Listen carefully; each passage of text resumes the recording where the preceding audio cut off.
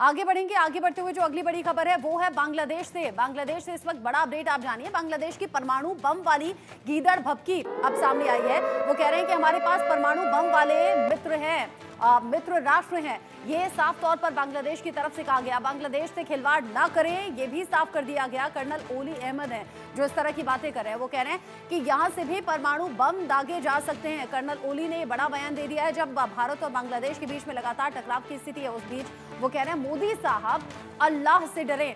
Colonel ओली अहमद जो कि बड़ी बातें कह रहे हैं और कह रहे हैं कि मोदी साहब जो हैं वो अल्लाह से डरने का काम करें। विद्रोही गुट का एक्शन यहां साफ तौर पर दिख रहा है और अब यहां बांग्लादेश की परमाणु बम वाली धमकी भी सामने आ गई है। ऐसे में परमाणु बम वाली इस धमकी को लेकर बांग्लादेशी कर्नल हैं ओली अहमद, जिन्होंने सीधे तौर पर धमकी दी और वो कह रहे हैं हमारे पास परमाणु बम वाले मित्र राष्ट्र हैं, यानी सीधे तौर पर पाकिस्तान की तरफ ये इशारा है। वो कह रहे हैं कि बांग्लादेश से खिलवाड़ बिल्कुल ना करें। पिछले ही दिनों खबर ऐसी सामने आई थी कि बांग्लादेश भारत से अच्छे रिश्ते रखना चाहता है और अब ये खबर है बांग्लादेश से भी परमाणु बम का खतरा कैसे बन सकता है और कैसे बना हुआ है, ये कर्नल के इस बयान से साफ है। ये सीधे तौर पर गीदड़ भभकी भारत को दी गई है। আল্লাহকে ভয় করেন, নববধূর ফাঁদে পড়েন না, বাংলাদেশের বিরুদ্ধে অবস্থান গ্রহণ করেন না। আপনাদের অনেকগুলি দেশের অর্থনীতি নির্ভর করে বাংলাদেশের উপরে। বাংলাদেশের সাথে পাঙ্গা দিলে এটা খুব কস্টলি হবে। আমি কয়েকটা মিটিংয়ে বলেছি, অ্যাটম বোমার ভয় দেখায়েন না, নিউক্লিয়ারের ভয় দেখায়েন না। আমাদের অনেক বন্ধু রাষ্ট্র আছে যাদের কাছে নিউক্লিয়ার বম আছে এবং তারা দিতে রাজি আছে। সুতরাং আপনি ব্যবহার করবেন, আমরা এখানে কলা চষবো, এটা হবে না। এখান থেকেও নিউক্লিয়ার বম লঞ্চ করা হবে। টিট ফর ট্যাট, বন্ধুত্ব চান বন্ধুত্ব, শত্রুতা চান শত্রুতা হয়েছে।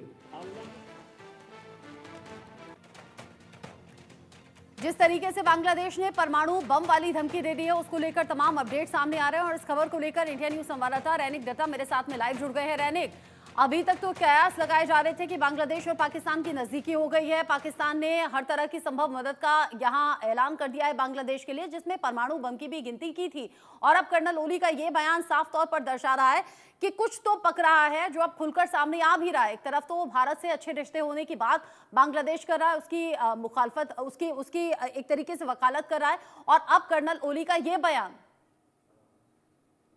हाँ, एकदम ही देखिए कर्नल ओली का इस जो बयान है, इस बयान को देखते हुए एक चीज तो मालूम पड़ रहा है कि इंटरिम गवर्नमेंट की तरफ से जो बात सामने रखा गया था कि भारत के साथ बांग्लादेश का जो रिश्ता, वो रिश्ता को मजबूत किया जाएगा, वो रिश्ता को डेवलप किया जाएगा, इस तरीके का जो बात रखा गया था, वो बात एक सिर्फ दिखावा था। क्योंकि लगातार सिर्फ कर्नल ओली नहीं, इसके अलावा भी लगातार जिस तरीके से बांग्लादेश का जो कट्टरपंथी संगठन का लीडर से जो छात्र नेता है, उनके तरफ से जिस तरीके से भारत के खिलाफ में भड़काऊ बयान दिया जा रहा है, जिस तरीके से भारत के खिलाफ में प्रोपागंडा तैयार किया जा रहा है, उसमें से साफ है कि बांग्लादेश का नियत साफ नहीं लग रहा है। क्योंकि इसके पहले भी दिखा गया था बांग्लादेश के साथ पाकिस्तान का रिलेशन जो है वो एक ट्रेड डील के तरफ हो रहा था कि बांग्लादेश की तरफ से पाकिस्तान से गोला बारूद खरीदा जाएगा। और इसके अलावा भी चीन के साथ भी बांग्लादेश का जो रिलेशन, उसमें भी देखा गया था कि चीन की तरफ से बांग्लादेश को